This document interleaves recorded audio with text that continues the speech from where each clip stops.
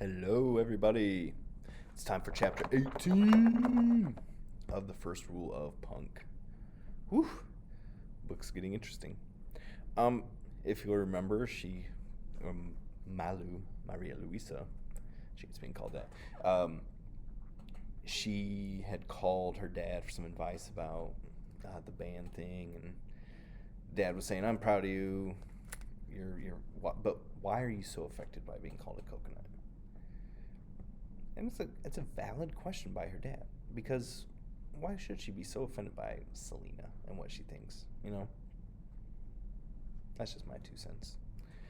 So anyway, chapter 18 starts off, and it says, Joe's place was a 2-story brick house with a small, unfenced front yard. Before I rang the doorbell, I sent Mom a text to remind her I was hanging at Joe's. I'd told her we were working on a school project, which was technically true. Mrs. Hidalgo opened the door wearing a pink ruffled apron over her jeans and t-shirt. The apron matched the stripe in her hair. "Malu, come on in," she said. "Good to see you again." "Hi, Mrs. Hidalgo," I said. The sweet smell of vanilla and powdered sugar filled the air when I stepped into the Hidalgo's house. I imagine it must be what the gingerbread house in the forest smelled like to Hansel and Gretel, yummy and inviting. But unlike the gingerbread house, the Hidalgo's home felt safe. There was no danger lurking, unless you counted the possibility of my band plan completely falling apart. "Go ahead and put your bag down," Mrs. Hidalgo said. Joe's pretty excited about the band. "Me too," I admitted. "Well, I offered Joe my services if the Cocos need them." "Thanks," I said. "I'm pretty sure we're going to need help." "I'm baking, but I'm almost done. Give me a holler when you need me," she said. "They're in the basement, first door down the hallway." I gave her a little wave and headed in the direction of the basement. As I walked down the stairs, my stomach flip-flopped like a fish out of water. What if the band was a big failure? What if I couldn't find the nerve to sing?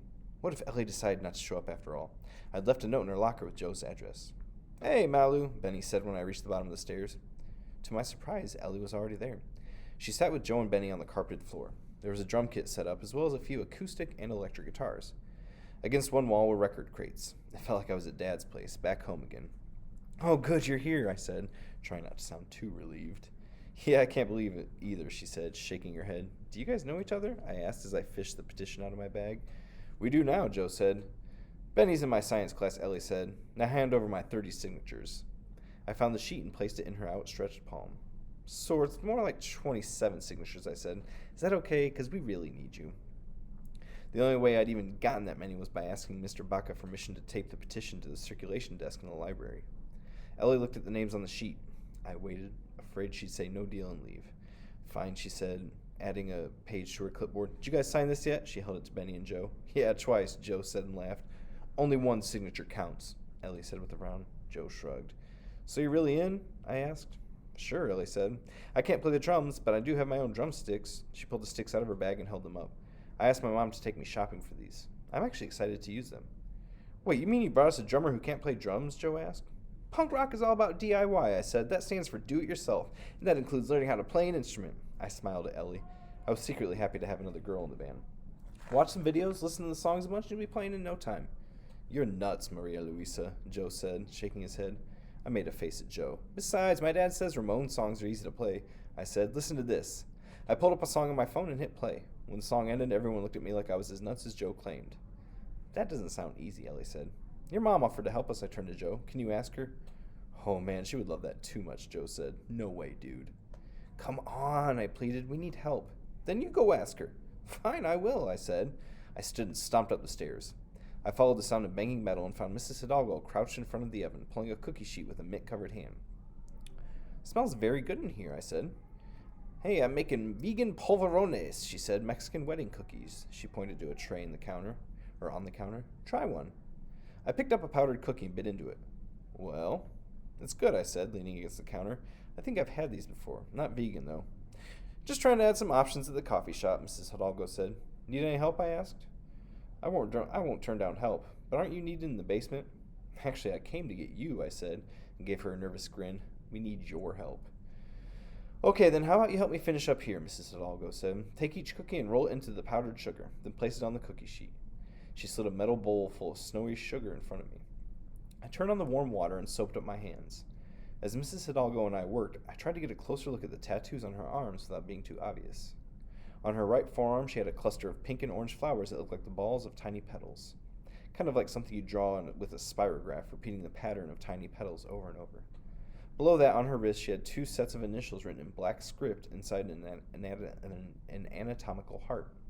On her other arm, there was the image of a girl. The girl looked like Pippy Longstocking, except she had black braids set up on either side of her head. Instead of Pippy's white freckled face, the tattoo girl's face was brown and round with thick lips and a wide nose.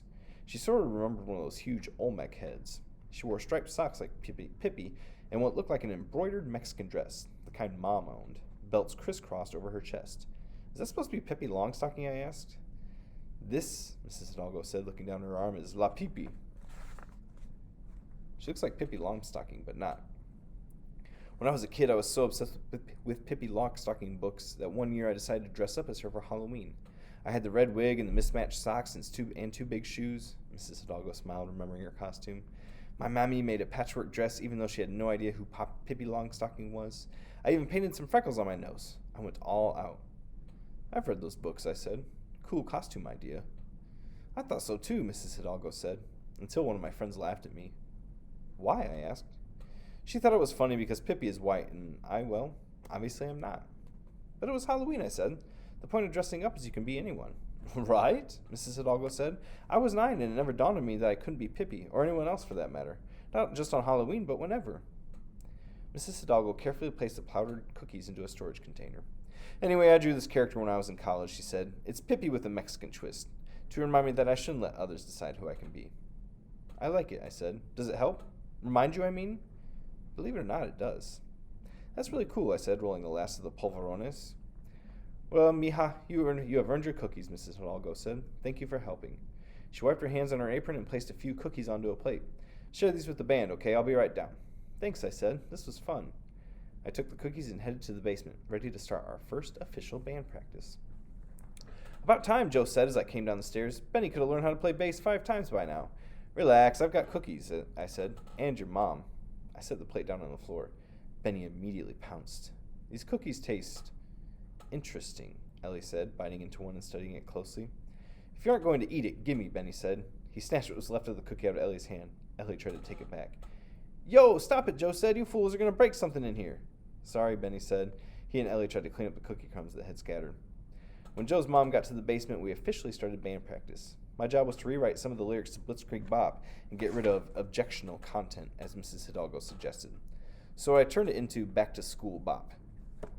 Blitzkrieg Bop's the famous Ramones song. Blitzkrieg Bop. Back to School Bop. This was a performance at school, after all. But I ended up mostly watching while Mrs. Hidalgo went from Ellie to Benny to Joe, helping each one of them with their parts. She showed them chords, where to move their hands, which part of the drums to hit and when. She was like a cool, good-smelling punk rock music teacher. I felt jealous that Joe had her as a mom, and watching them together made me miss Dad even more. Joe and Benny played until their fingers started to blister. Ellie really seemed to understand what it meant to set the rhythm. It was almost like she discovered a talent she never knew she had. It made sense to me. She seemed like the kind of kid who was determined to do well at everything she tried. The afternoon flew by, and when I finally looked at my phone, I saw it was already after 5. I gotta head out, Benny said. Thanks for help, Mrs. H. Anytime, Benny, Mrs. Hidalgo replied. It's good to see you hanging out with Joe again. You used to be so close. Yeah, this is fun, Benny said, and bumped fists with Joe. We need to practice every day until audition, I said. Cool? Benny nodded and held out his fist to me and Ellie, and we bumped them too. We definitely need practice, Ellie said, following Benny out, in case none of you noticed.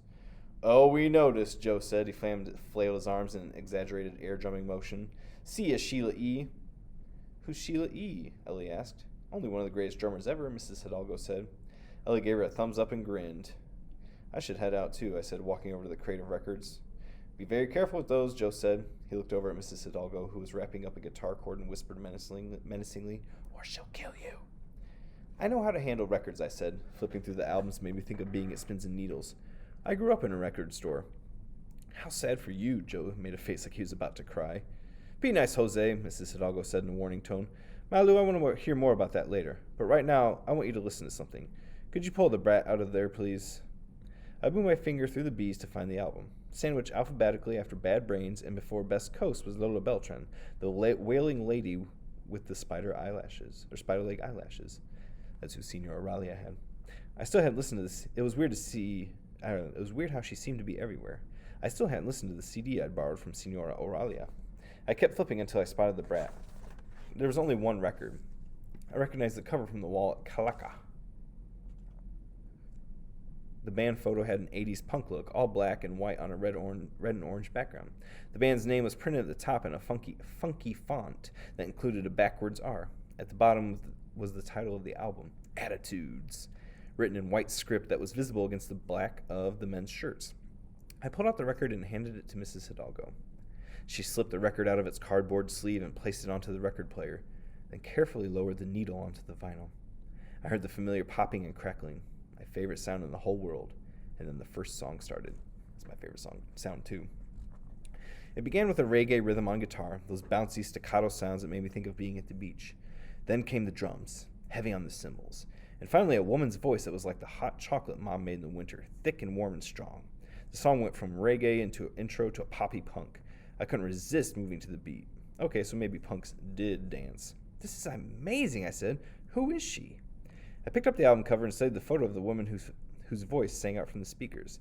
That's Teresa Covarrubias, Mrs. Hidalgo said. The Brat was a Los Angeles band in the early 80s. This is so rad, I said. And they're Chicanos, Mexican-Americans, Mrs. Hidalgo said. Like us. Like us. I repeated the words in my head. The next song came on. It was another fast pop-punk song with a reggae beat. I'm going to leave you two to your musical nerd fest, Joe said. Later, Maria Luisa. Walk her home, Joe, Mrs. Hidalgo said. Please. Do I have to? Joe whined. I'll make you a mix sometime, Malu, Mrs. Hidalgo said, ignoring Joe. You should know all punk has to offer, not just the standards. And you should know your people's influence on the genre. It's part of your history.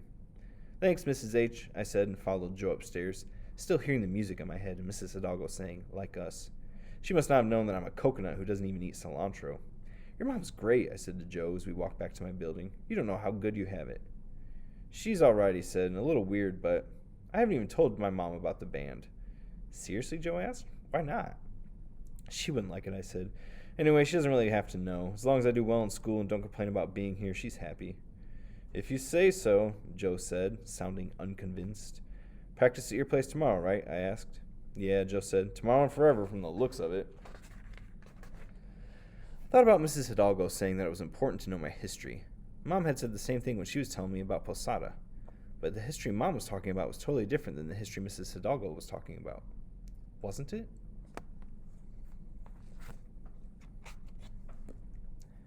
I personally think it's kind of rude to be saying that, you're jealous of somebody else's mom. I mean, you shouldn't talk about your parents like that. Anyway. Well, there you go. Band practice. I bet it sounded terrible, but great. All right, guys, check out what you need to respond to.